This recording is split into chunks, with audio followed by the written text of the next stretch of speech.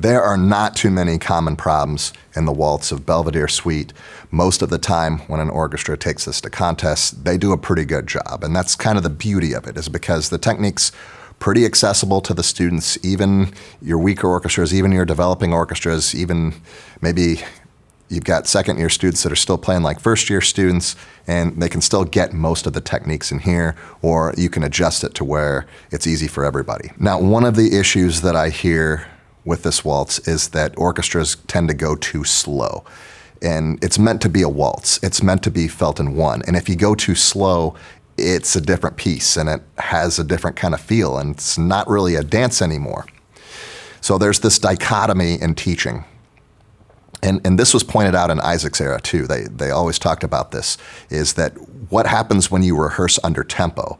And there's a paradox of rehearsing under tempo and then having the bow technique change because it's a lower tempo. I mean, there's some techniques that you can't really do at a slower tempo, and there's some techniques that if you speed up, those techniques no longer work at a faster tempo. Some orchestra teachers from that era would go so far as to say, never rehearse under tempo, because they'll never understand the style, they'll never understand the feeling behind the music, and that you should lead with the feeling, you should lead with your musicianship, and the technique will follow. And I think there's some truth to that, but at the same time, I think that there's that paradox where they just don't have the technique to be able to do it, and you can't really teach them the technique unless you slow it down and isolate.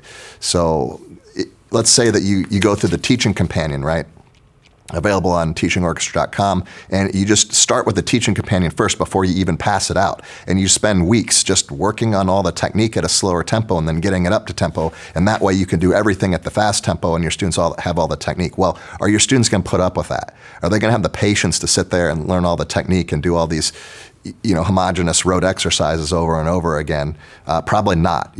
Probably only 10 to 15 minutes of this a day is going to fly in your classroom, and hopefully they take it home and do a little bit more. But the students want to play, they want to have fun, they want to make music, and they want to apply this to the piece. So yeah, sometimes you might have to lower the tempo, but you don't want to perform at that tempo. You don't want to perform too slow, because it's just going to be a drag in the performance, and it's not going to be upbeat and light and fun. And how many times as a student, where you were in a rehearsal where things weren't going well, how many times did your teacher just say, hey, go practice that, that's not good, just go practice that? Well, that's not too constructive, is it? And you might go home and you might attempt to practice it and just play it over and over again at that fast tempo, and it just might come back even sloppier because you didn't slow it down and you didn't deconstruct it to play the right technique. And how many of your students, and I'm talking about the students that you have not in your top group, not the ones taking private lessons, not your national merit finalists and perfect SAT score orchestra kids, I'm talking about the ones in your sub non-varsity D group that are playing the Belvedere suite, right? How many of them can go home and deconstruct something and practice it the right way? Okay, none of them, right? Or else they wouldn't be in that group. They'd be in the top group, right? So how can you show them how to deconstruct the technique? And what I try to do with the teaching companion is deconstruct it for them so that they know what to practice, and hopefully that solves a lot of issues. But there are even some things that go beyond the teaching companion. Are they holding their bows right? Are they able to play with a straight bow? That kind of stuff. And to do that, they need to be able to slow it down so they can do everything right. Now, if every student could take that technique and break it down on their own at home, I'd be out of a job, that's for sure. And the other thing about having ideology and having these aspirations is that you can try to enforce your ideology on your students, but at the end of the year, you might not have any students left because they're not willing to go with you on that journey. So I think there's got to be some balance in rehearsal. There's got to be some challenges that they have and some ways to work out those challenges, some woodshedding and that kind of stuff. But there also has to be some time in rehearsal where they're feeling successful and they're making music. They're playing some music together as an orchestra, and they're having fun.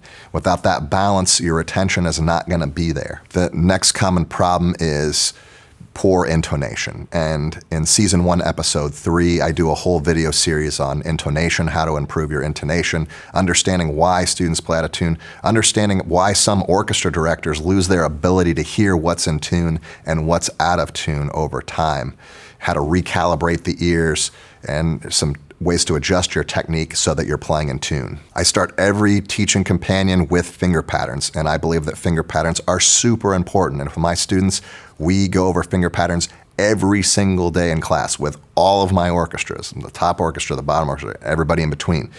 We work on finger patterns. It's very important because it develops that culture of tuning and it develops that technique. It solves both issues at the same time. There are almost a dozen notes in the waltz that are on the E string for first violins. They come up here and there, and one of the issues is that your students might not have very good E string technique, and every time they play on the E string, it's very bright. It's a very shrill sound. It's something that's very unpleasant. Everything's sounding great, and then they get to like a G on the E string, and you're like, whoa, what was that? Hey, relax, So how can we get the students to play with a pleasant sound on the E string? And I do a video in season 1, it's season 1, episode 5. I do a whole video on the E string, and I talk about the E string problem. Why is it that the E string is so hard to make sound good? Part of it is because of the construction of the string. It's just a wire string. It doesn't have any synthetic core or winding or anything like that. So it can be an issue. Now, there are some ways that some string companies have attempted to solve the problem of the E string, and it's like, oh, we'll put a gold plate on it. That'll be great. That'll eliminate the E string whistle. Yeah, that's great marketing. And then they can bump up the price on the E string, and it's great marketing. But no, it's not. You can't really make up for a problem in your technique. If your bowing angle is not correct, if your setup is not correct, if you're squeezing with the neck, if you're not tucking the fingers, if you're not understanding shoulder rotation, your students are going to sound bad on the E string. I don't care if they're using gut strings. I don't care if they're using platinum plated strings. I don't care. The Peter Infeld, $250 set of strings, whatever. Like they're not going to sound good if they're using the wrong technique. Thanks for sticking it out and watching my video series on Belvedere Suite, The Waltz by Merrill Isaac. I hope you enjoyed it. I hope you've got some good things to take away for your group. And I'm really happy if you're playing this group with your orchestra, because a lot of orchestras have played it. It's like part of the American orchestra tradition, the progressive orchestra education series.